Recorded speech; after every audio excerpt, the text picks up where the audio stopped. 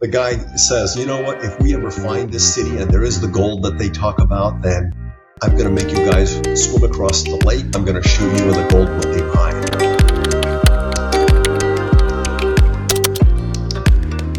Henry, welcome to the podcast. Thank you for being here. Maddie, I'm happy to be here. I think we should jump right in because I have a feeling you and I have a lot to discuss. I would love for you to start with your jungle adventures because that was really the hook for me for getting you on as a guest. I was like, wait, I need to know everything about that. Yeah, what craziness got into me is the question. Yes. Well, here we are. It's the summer of 1976. I'm 16 years old. And my father says, I have this great adventure. You guys, my brother and a couple other of our teenage friends, are going to go down and look for a lost city in the jungles of Honduras. You're looking for the famous Ciudad Blanca, the White City. And of course, teenagers, it sounds like a great adventure. How awesome would that be? We're going to go have fun like Indiana Jones. And of course, nothing could be further from the truth. The idea was to go understand how this even occurred. Like, what parent says this to their kids? I feel like I would have died to hear this as a kid because being Indiana Jones was my dream job until I learned what archaeology really entailed. So I just like, that's the craziest thing I've ever heard. Exactly. Well, there were times while we're stuck in the jungle thinking, Dad sent us out here to get rid of us. We're just a burden and a baggage, and he's a financial strain. Oh my God, he wanted to have us die. We really, there was a point we believed that because he hired a guy he had never seen, an ex-Marine snake hunter, to help guide us through the jungle, right? And the snake hunter really didn't care about us. He was more interested in he was fascinated with fer-de-lance, these very dangerous and poisonous snakes, because he would buy them and bring them back and sell them. But he also got these huge cribos, these large boa constrictor snakes. We didn't realize until years later when he was arrested that he would get these snakes, kill them, fill them with cocaine, put them in the bottom of this crate, and smuggle the coke into the country with the snakes, live snakes on the top. Yeah. that wasn't my adventure. That was the guy who was leading us. So along the way, the guy says, you know what, if we ever find this city and there is the gold that they talk about, then I'm going to make you guys swim across the lake or the river. And if I see you struggling at all, I'm going to shoot you and the gold will be mine. And here we are as kids. We're like, are you kidding me? He's got a gun. We have our knives and our little camping, gear. What? We literally plotted a way to kill him in case something like this would happen. And, when you imagine a 16-year-old, it's like Lord of the Flies or something where you're like plotting to kill someone to stay alive. I'm so confused. Was your dad a historian or how did he even think to send you guys on this adventure? He was an explorer. He was also the president of the International Explorer Society, and he wrote books on archaeological stuff. So he had heard these legends of the lost city. So he didn't have the time or the bandwidth to go searching in the jungles of Honduras. And by the way, we probably walked over the top of it and never knew it because years later, a guy approached us and said, tell us about the journey, my brother and I. And, there's this new technology called LiDAR where we can see beneath the canopy. And of course, they found these mounds that they believed were ruins just a few years ago. So now they have to go in and excavate and see what's really there. Oh my God, that is literally something out of an Indiana Jones movie. That is insane. And I mean, so where do you even go from there? Like, you come back, you're probably 16, 17, and you're like, now what do I do with my life? Like, how do you even go from that kind of a crazy adventure to regular life? Well, first, I eat an entire super extra large pizza by myself. As you can imagine, the littlest things, this is probably something that you start to appreciate. The littlest things in life, shelter, water, just water. There's water everywhere, all around us, but nothing to drink, really. You'd have to wait for it to purify or something. Food, we would sit there and just imagine eating a burger and like salivating like Pavlov's dog. So the reality is after that, you kind of get acclimated pretty quickly and you go back to your bases, suburbanite American kid, and ended up going to college, University of Arizona in Tucson. What did you want to do? Did you also want to be an explorer? Well, no. Originally, when I was 15, I wanted to be an architect. I took an internship, and I learned that it required math, for like electrical Yeah. and plumbing. I'm like, this is horrible. This is before computers, mind you. Now, this is terrible. I hate this. So after Honduras, they had an ABC Sportsman crew film our adventure and a couple of the stone carvings that we found. So I thought, this is the coolest thing ever. This guy, the director, was 24, right? He's traveling around. He's having fun. He's living the dream. This is what I want to do. So I go to college to study film and television, and I end up, working in film and television for the first couple of years, doing travel films, kind of chasing the dream. Wow. Was it everything that you dreamed of? Were you loving the experience? Oh, yeah, absolutely. Well, when you start as what's called a PA, a production assistant, which is a gopher. Right? You just do whatever you do. So you're kind of the bottom of the ladder, and eventually work my way up. But the reality is, it's a lot of glamour until you get to the point where you're like, oh my God, I am so tired of traveling. 9 months straight, I'm on a different plane or a different country every week. Oh, it gets tiring. So, after a good 10 years of working and doing travel films, I ended up thinking, okay, I got to stop traveling. And at the time, Chile had a dictatorship, Pinochet, and he had left, and the country became a democracy. So one of the films we shot was in Chile, so I knew the production company. The democracy meant that new television networks and television stations were being added to the country. The country needed that station needed content, and the country was very young demographic. So I thought, let me take a show down there. So I flew down to Chile. I pitched an idea to put a game show on for the youth called Machos. And 2 months later, I was on the air in Chile. So now I'm an executive producer for a game show in Chile. Oh my God. Do you speak Spanish? Yeah, absolutely. Yeah. Oh, wow. Okay. I assume you either learned during your trip in Honduras or before that?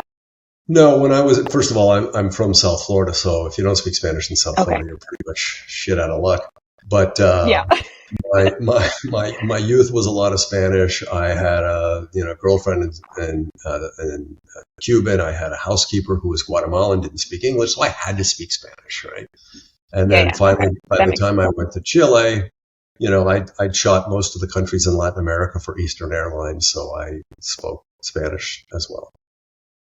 Okay. So then when you're doing this executive producer job, what happened after that? How long was that?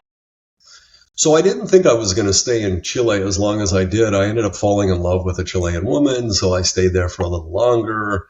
And, after a while, I thought to myself, I think I'll probably live my life in Chile. I believed that for a while. And then as I started to realize, you can't change infrastructure challenges, the streets and the phone systems and the smog at the time. And I'd rather be a middle-class American than live in Chile. And I made a decision to come back to go to the U.S.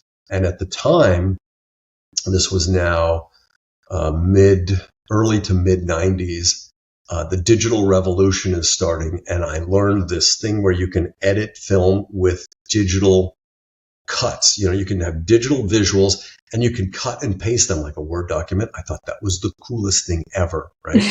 And then somebody introduces me to this 360-degree virtual tour that with a computer you can do a full look around a room or a destination. And I thought, bingo, I want to travel again. But I don't want to go with 5 guys and 17 pieces of luggage. I'm going to do virtual tours. So I set up a company called World Travel Vision and start traveling again. After a couple of years of that, I would do CD-ROMs and I would hand them to clients. The clients would say to me, so how do we get this stuff on this new World Wide Web thingy? I don't know. Send them a CD-ROM. and they didn't know what to do. So I said, let me see what I can do to help, which led to a pivot and my next company, which was called ICE Portal, Internet Content Exchange Portal. Now, I'm doing all the talking, so you're the one interviewing.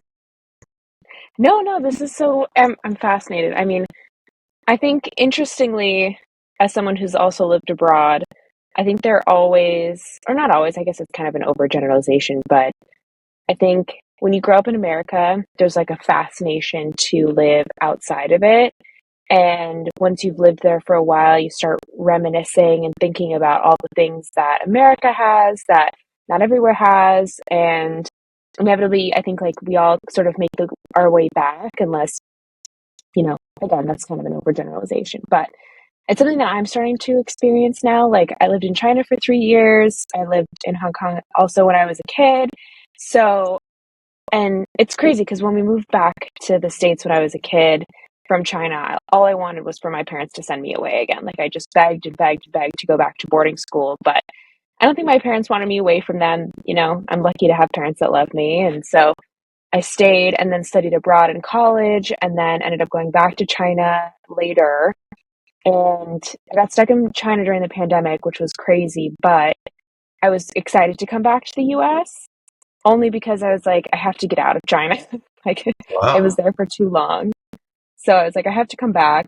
And then now that I've been back again, being around family, especially my nieces and nephews, like that makes such a huge difference. And when I came to the US again, I was like, oh, it's just temporary. I think I'll go out again and like leave America.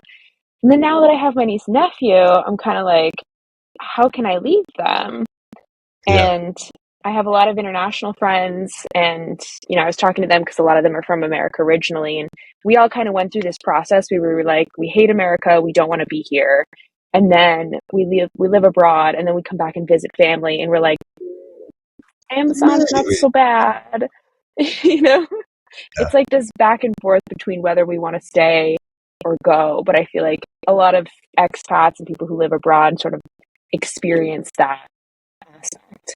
Exactly. There are certain communities with expats, but reality, if you're in a foreign country and you're doing well, whether you're an American or a national, there's generally a bit of paranoia because, people want to rob you, kidnap you, in Chile, which is a fairly stable country, if you did well, you'd have a house with barbed wire around it. If you did really well, you'd have Mm. a house with barbed wire and guards, right?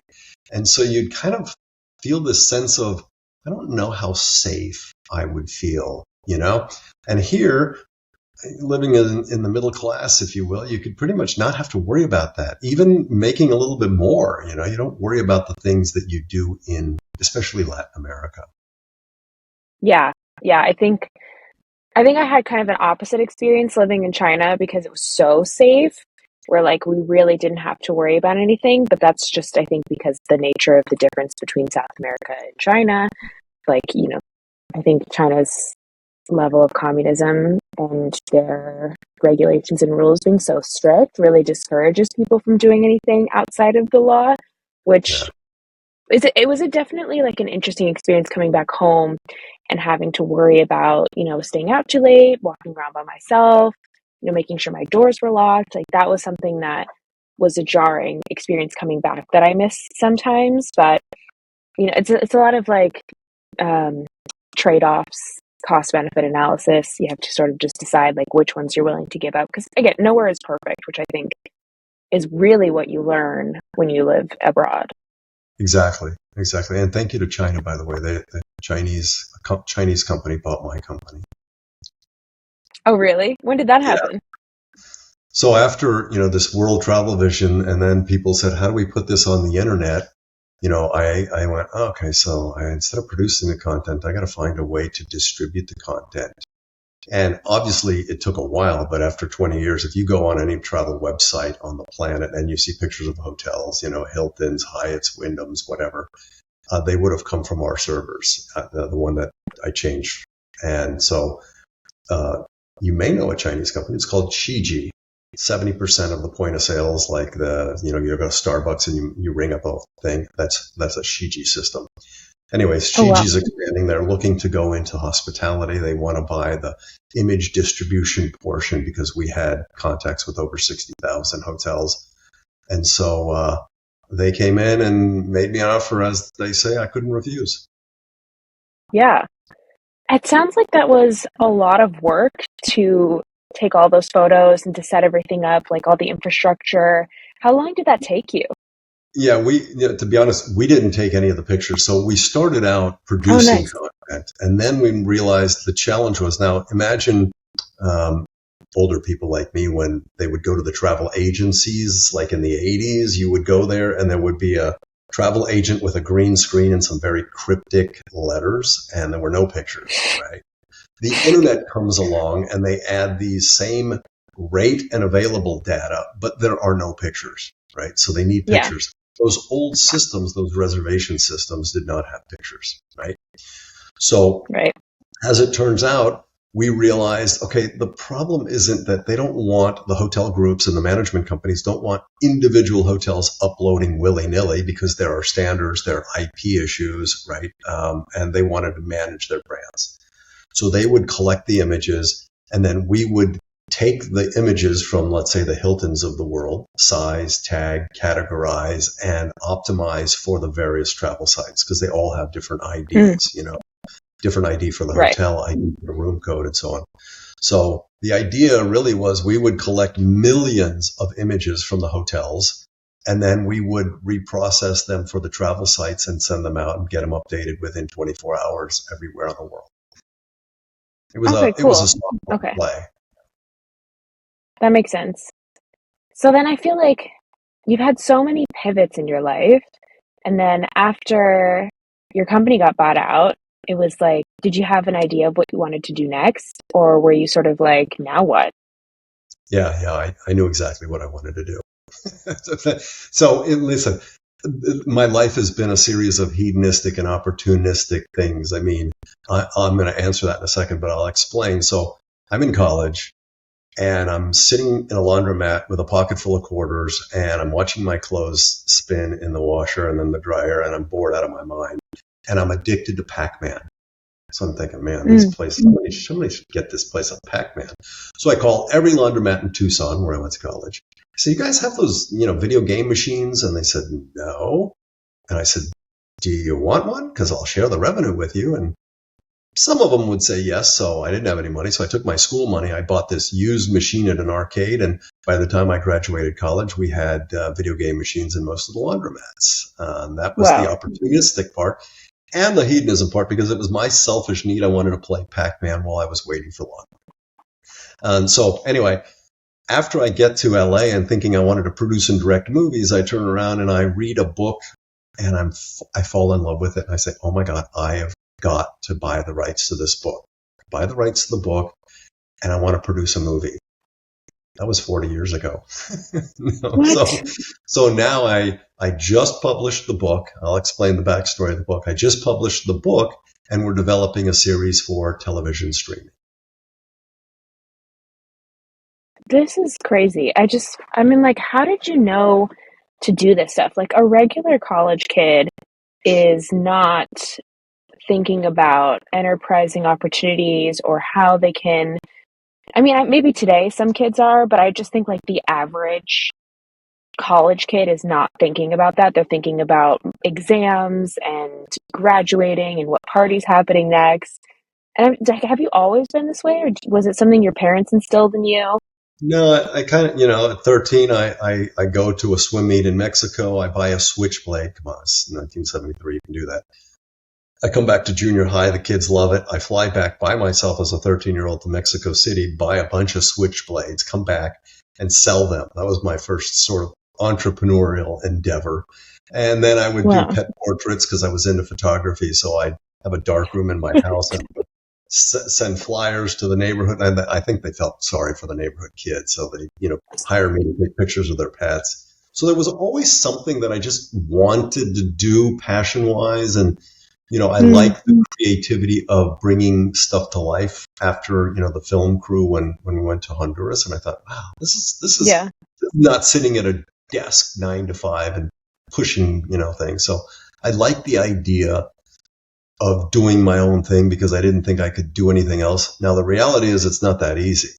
And, you really have a different mindset to be an entrepreneur than to just put everything on the line and, put your house, a mortgage on your house and a line of credit to pay your employees. It's not all, unicorns and rainbows. Yeah. But I'm also wondering, life was so different when you were growing up from especially like how kids are growing up today. And I feel like you guys had a greater sense of independence from such a young age that I feel like taught such valuable life lessons that kids nowadays don't get the chance to have. And I'm wondering if there's a way that we can like turn back to make things how they were before, because I feel like you guys grew up so much smarter. Well, I don't know about smarter, but independence was a big thing because we didn't have the tether of smartphones and location devices and things. So, you'd say to your parents, okay, we're going to get on the bike and go down to, Howard's and I'll see you when the sun comes down, whatever. They have no idea where you are. There's no tracking. And God forsake, they even have the phone number and the phone is not busy. There was no call waiting at the time. So it was a very much independent thing. Hey, go off and do your little debauchery with your friends and I'll see you for dinner. Yeah. Yeah. It's crazy. Totally. But I feel like it fostered, I don't know, I feel like it fostered critical thinking. It fostered just like a next level of thought processing that is just not taught in school, and because of the age that we're in now is just not also it's a rare experience, I think, for kids to have that nowadays. Without a doubt, because I think that now we're afraid of everything. There's, oh my God, you can't do this. The kid could get hurt or something. Yeah. And you know what? Even if he shows up, he should get a reward. What? This is not fostering competition. This is not fostering independence. This is fostering, be afraid of everything and don't try anything new and, be responsible and call me every 5 minutes. And no, you can't go to the school without the phone because I need to know what's going on. Oh my God. Right. Yeah. So yeah, it's changed, I think, not for the better, but it's changed dramatically, how we raise our children. Yeah. And I guess that's probably why I'm so obsessed with entrepreneurialism now, is because all of that is about overcoming fear. It's about courage and discipline and self-awareness.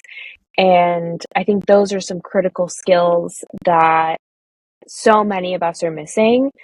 And all of those things lead to innovation and excellence and resilience that I think is like kind of becoming a more rare quality to have. And it's something that either your parents instilled in you at a young age, or you just happen to be blessed with, or, you have that, because I think all entrepreneurs have that desire from the very beginning to be entrepreneurs in some way, shape, or form. Like, for example, myself, I've always wanted that, but I find myself in a 9 to 5 right now, working until I can get to the place where I can finally make the leap and take the jump. But I think all of us at the end of the day wanted to have this level of independence because it's just who we are. Yeah. Well, it depends in large part on the makeup of the person. Now, listen, people who tend to be more disciplined, like athletes that go to workouts and they're very disciplined, tend to do better because they understand, you don't just show up and you're good, right? Yeah. It's kind of like the paradox between drowning and swimming. There's not a lot of, it's minor differences to tread water than it is to drown. But when you're drowning, mentally and physically, you're expending a tremendous amount of energy, right? But when you're not, you're just kind of calm. Your mind is calm. You're breathing calmly. But you don't just say, hey, listen, this is all you have to do. It takes time to get from drowning, or almost drowning for that matter, to treading water comfortably and feeling that ease. So it's not something that you just learn, like be good at. It is something you try to fear less. And I think most entrepreneurs do better when they're young and they make mistakes, because those mistakes and challenges help them grow and learn, right? Most people think, oh my God, I've got my golden handcuffs, I'm working, and I've got these bills, I've got a family, I've got mortgages, I can't possibly leave, because you will invariably suffer as an entrepreneur. You will have Yeah. setbacks, you will go, you're the first guy in, the last guy out, and the last guy to get paid, or gal, So Yeah. there has to be a different mindset. And the truth of the matter is, when your mindset is, listen, I'm young, I have nothing to lose, whatever. And in my case, hey, I got a roof, I got food, I have shelter, I got safety. What have I got to lose? Right? What's the worst that can Yeah. happen? Yeah, it's like your life experiences, I think, having been so almost extreme from such a young age really gave you perspective about what matters in life, in terms of like it's really just pretty basic. And correct me if I'm wrong, but that gave you the confidence to say, like what's the worst thing that's going to happen is I'm going to fail and I'm going to learn, but Right. it gave you the confidence to try, because you're like, it can't be that bad. That's exactly right. That's so cool. I mean, That's and really then, cool. if you try and you're young and you don't have a lot to lose, you don't have a far way to fall. And it's just Yeah. that simple. Yeah. I find interestingly that entrepreneurs, especially like those who are my age, have tried something back in the day, like even if it was something like a lemonade stand, like we've all tried something and failed at it in some way. And like each of those moments then led up to the bigger and biggest risk taking opportunities, which is typically like whatever business they wanted to get into. Absolutely true. And the learning and the challenges, and the when Steve Jobs says, you connect the dots, that somebody would say, oh my God, you take a calligraphy class in junior college, that's never going to do anything for your career, right? And there it is, it went into the Mac. Hello, right? You never know. Yeah. So what happened after your company got bought out? What did you decide to do next? So, and going back to the book, so literally when I moved to Los Angeles and I had these dreams of, okay, I want to produce and direct movies, it was a very limited world. There were a handful of studios and distribution partners that really did anything. It's not like now Yeah. where there's oodles of opportunities with streaming channels and cable. So while I'm there, my dad, who wasn't an author, wrote a tribute to a friend. He wrote travel nonfiction stuff, and this was a love story, and he wasn't planning on publishing it. So he's moving. My sister's helping him move. She's in the garage. She sees this manuscript, and she asks him, what is this? And he says, it's a love story. And he explains it. She goes, wow, sounds interesting. Can I read it? Right? She reads it. She falls in love with it. She goes, oh my God. She calls me. She goes, Daddy wrote a love story. Dad, love story, please. That doesn't compute. Come on. And so she sends it to me, right? I read it, and I'm in tears, and I could not believe it. So I called Dad, and I go, Dad, this is amazing. Can I buy the rights to this? It's like, sure. And so the idea really was to use the concept for a movie. So a friend of mine's producing a movie, and I called him up and I said, listen, I want you to read this because my dad wrote it. It's kind of nepotistic because I think it's good. So, I want your opinion. Yeah. Henry, I'm in the middle of something. Give me some time. 3 days later, he calls me up and he says, I love this. We are meant to do this. This is, oh my God, it's amazing. I'm like, okay. Well, he got shafted by Vestron Videos, which doesn't exist anymore. I ended up going to Chile to do game shows. I then started my tech company. And so we went in our little lives, and, we've still stayed in touch. And I said, Doug, when I sell the company, now we're going to develop this not for a movie anymore, but for streaming. So sold the company. And now the book was published a couple of weeks ago. And the book is the springboard for the concept for the series. And Wow. you're going, okay, tell me about the book, right, Henry? Yeah, tell me. So yes. the book, the title of the book is The Reincarnation of Marie. And it's a paranormal romance with historical fiction. The Marie in the story that's so cool. is actually a woman who existed in the late 1800s. Her name was Marie Bashkirtseff. And she died at 24, but between 14 and 24, she wrote a journal every single day about her life. 2 years after, and by the way, she was an artist and her paintings are in museums around the world. 2 years after she died, her mother published the book, her journal. It's called I Am the Most Interesting of All. And it was an international bestseller because it was the first time women at that time would talk about things that you didn't even speak about then. And it was, masturbation and virginity and their sexuality and like, oh my God, you can't, that's taboo. Right. So 100 years later, guy picks up the book, reads through it, starts to fall in love with the writer. Eventually, after reading it multiple times and comparing the writer to some of his dates, he realizes, I have lost my mind. I have fallen in love with this dead woman. Oh man, this is not good. So eventually, he leaves, he comes back and he finds her reincarnation. And this is the basis of that story because he finally tells his friend, he says, listen, this is a crazy story, but I had to tell somebody because I didn't even believe it myself. I was so embarrassed I didn't even tell anybody. So now I'm telling you. And so the story was told to my dad, who attributed it to this guy. What? Yeah. It's such a passionate little love story that every time I think, oh my God, it's really good. I even read it again a couple of months ago before I published it, and I was in tears again. And so I sent it to my friends and I sent it to my mentor, and he's like, oh my God, Henry, I couldn't even finish it. I had to put it down. It was very emotional. So the series really does a much deeper dive into, okay, first of all, do soulmates exist? Is there such thing as reincarnation, or is it this quirky sort of meta field or time travel? What's going on here? And so we explore the lives of this woman and the people around her, as well as the lives in the current time and how they're intertwined, right? So if I say, did I have some sort of connection with Maddie in a previous life, right? And did I do her wrong or did I do her right? Am I paying back some karma or, do I get rewarded? So we also explore the karma element, the sins of the father, the fact that, the love and hate are two sides of the same coin. So is that the true for soulmates as well?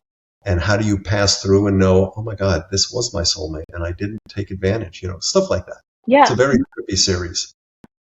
It's amazing also because the origin story of the story itself also has those similar layers of like divine timing and the fact that the guy who told your dad the story and like the fact that you're publishing your dad's book and that he didn't want to publish it and like the fact that the woman wrote this journal and she didn't want to publish it and her mom published it, and it's like all of these crazy similarities about the story itself and then the origin of how it's coming to be and streaming and like how it was written so long ago and then this guy in the modern times fell in love with her, but like your dad wrote the book a while ago and now you're publishing it for the modern consumer.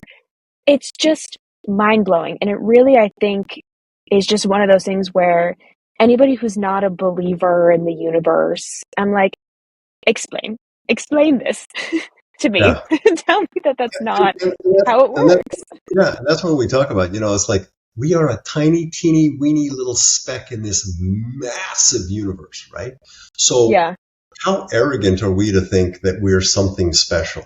So then we have to ask, if we're not special, what is all this stuff going on? I mean, does this sort of soul transmit through time, or do we have metaverses, or are there, I don't know the answer, but boy, there's a lot of things that are out there that we don't know. I mean, it's only recently that we talked about quirks and the ability to have multiple universes, right? Yeah. Like I make a decision not to be on this podcast, and what happens differently in my life? Or if I didn't go to this one place and meet my wife, all of a sudden, where would I be today? Right? Yeah. And I find it so fascinating because I imagine that because you've experienced so much, like I think you've probably experienced like 3 of a regular person's lifetimes in yours so far. I imagine that it's given you a perspective on life that differs from a lot of people around you. Yeah, and I think, listen, at the end of the day, we all still suffer from imposter syndrome. One of the things that, I would be part of these groups, like EO, the Entrepreneurs Organization, and other CEO groups and stuff. And my wife would say, so what is it about these groups? Why are you involved in these? And I said, that saying that you're the average of the 5 people you hang out with? She says, yeah. I go, that's why. And then she looks at me and she goes, man, are you bringing that average down? But the truth of the matter is, I get back to imposter syndrome. No matter who we are, most of us have a sense of, wow, are we really that good? Are we an imposter? There's an imposter syndrome going on because there are a lot of other people out there that I think are smarter or better than me. And why did I get all this good luck or whatever? And then people go, are you kidding me? No, you're dead. So there's always that intimidated, insecure fear factor going on. Yeah, my dad calls it like healthy insecurity because, I mean, there's a fine balance between humility and truly not accepting your potential.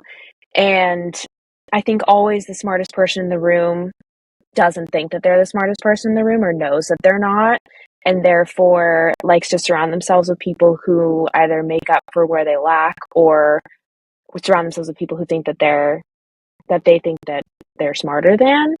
If I said that right. You know what I'm trying to say.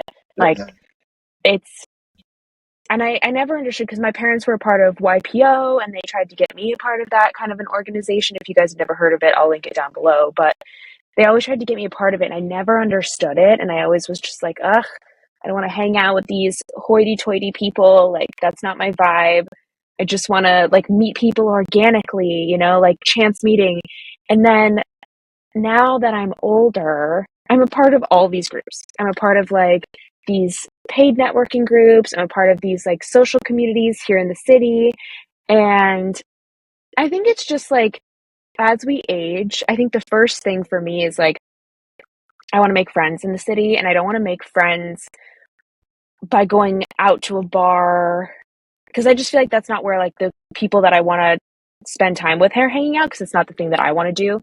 And like, I can't, it's hard to meet people at the gym because you guys are there for working out. And so you're like, okay, well, what am I left with? Like, am I going to go to a coffee shop and look at a random person and be like, hey, how are you? No, that's creepy.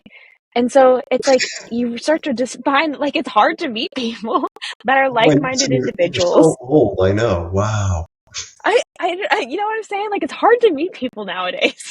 And Yeah, so I yeah, join these communities I don't know. and I don't know it's, if it's harder or easier or more superficial with the whole, social yeah. media component. And so, you join a group where it's like, okay, we're all women working professionals and we're all here to better ourselves. And it's like, great, like already a level playing field. Like already you sort of get out of the question of superficiality. Like, why are you trying to hang out with me? It's like, it's very clear. It's very streamlined.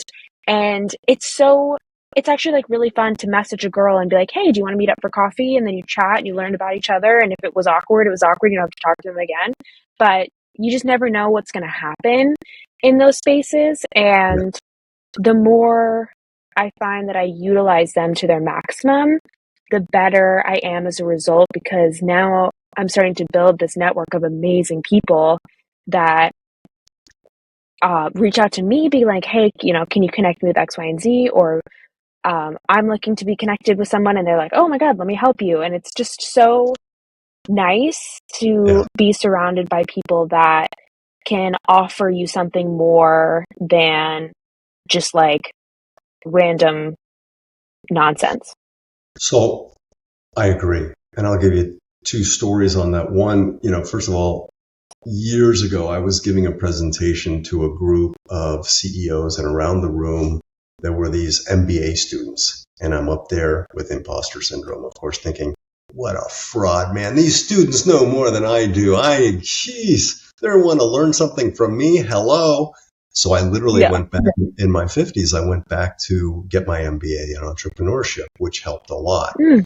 But part of that is if it's not just the networking, it's surrounding yourself with like-minded people. Because I guarantee you, if I were raised and my friends all worked 9 to 5, blue-collar jobs, went off, got their beers and sat on the couch, and that's what I would be doing today. True story. Yeah. And as I continue, I mean, now, I've sold my company. I've invested in several companies. And one of the companies I invested in, and I called the guy up, I'm talking to the CEO, and he says, "So what are you up to?" And I tell him the story and the book and the series. And he goes, "Oh my God, he lives in LA, by the way. I got a bunch of friends who are in the business. They would love this." And he introduces me, right? I didn't Wow. ask, but this is how it happens. You Yeah. network, you're with like-minded people, it attracts the same.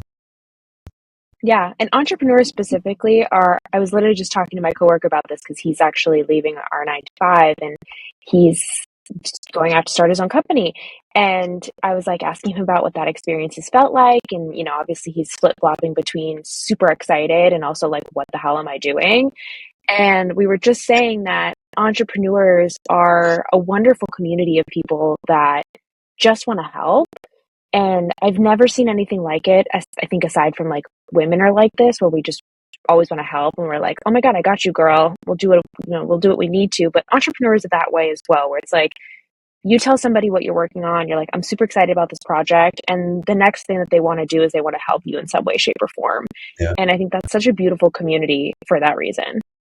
Yeah, and your friend, and you for that matter, when you start your business, and any entrepreneur out there who is interested, the Entrepreneurs Organization is a global organization. Yeah. And YPO, there's certain age limits. I was too old at the time, and monetary limits.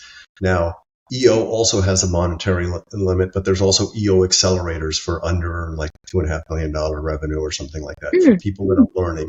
So the reality is those folks will help you, and you sit and you say, "Listen, here are the challenges I have in HR." You can't tell your employees that. You certainly can't tell your spouse because they don't care or know. Yeah. So you want like-minded people who are in that same sort of mindset, the entrepreneurial mindset. Yeah. And I think as the more that I do this podcast, the more that I see the value in providing that experience, because it's kind of like killing two birds with one stone, where this podcast is technically designed for aspiring entrepreneurs. But at the same time, I have founders who listen to the podcast who are like, "Oh my God, I felt so seen and I felt so heard because it was so nice to know that somebody else is experiencing the same challenges that I was or went through the same things that I was." And to hear that they came out on the other side or like what their tips and tricks were, I took to note. So it's Yeah. a really rewarding process in that way. So the one I'll do, because, most of the things I did prior were no ongoing concerns. It wasn't really a beginning, middle, beginning, and an end, a beginning, middle, and end, or a sort of a sense of scale, Even video games and laundromats, it was limited. Travel films, it has a beginning, middle, and end. There's a client, they hire you, give them Yeah, a it's like film, project based. right?